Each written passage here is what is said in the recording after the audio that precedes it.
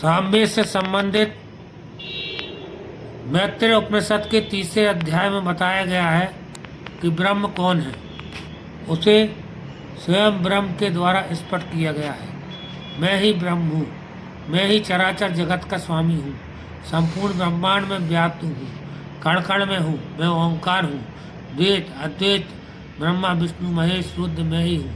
अर्थात संपूर्ण जगत में जो कुछ भी है वह सब ब्रह्म ही है, वही आत्मा परमात्मा है। जिसका यह ज्ञान होता है वह भी ब्रह्म रूपी हो जाता है। फिर 7वां कुंडलिनी उपनिषद है। इस उपनिषद में सन्यासी की संन्यास आश्रम से संबंधित गतिविधियों की व्याख्या की गई है। वेदों का अध्ययन करके ब्रह्मचर्य आश्रम की समाप्ति पर गुरु जिससे घर जाने को कहे वह आश्रम कहलाता है। गृहस्थ आश्रम में रहकर ब्रह्म यज्ञ पूजन करे, फिर पुत्रों को सब कुछ सौंपकर वन में जाकर भ्रमण करे, उसे वायु जल तथा कंदमूल फल का भोजन करना चाहिए। सन्यासी को कमंडल और चिमटा, गुर्दी, लंगोट, धोती आदि के अतिरिक्त सभी कुछ त्याग देना चाहिए।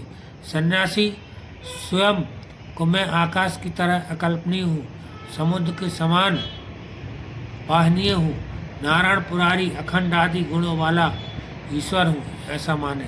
अर्थात वह स्वयं को ब्रह्म रूप से मानने का व्यवहार करे, सभी में स्वयं को देखे, अर्थात ब्रह्म रूप हो जाए।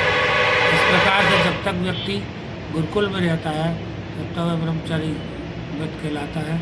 उसके बाद घर जाकर के गृहस्थ आश्रम में होता है। 4 प्रकार के आश्रम हैं।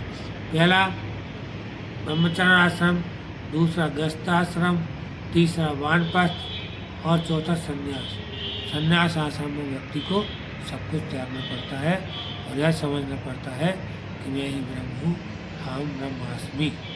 इस प्रकार से सब में नारायण का दर्शन करते हैं, सब में ब्रह्म देखते हैं।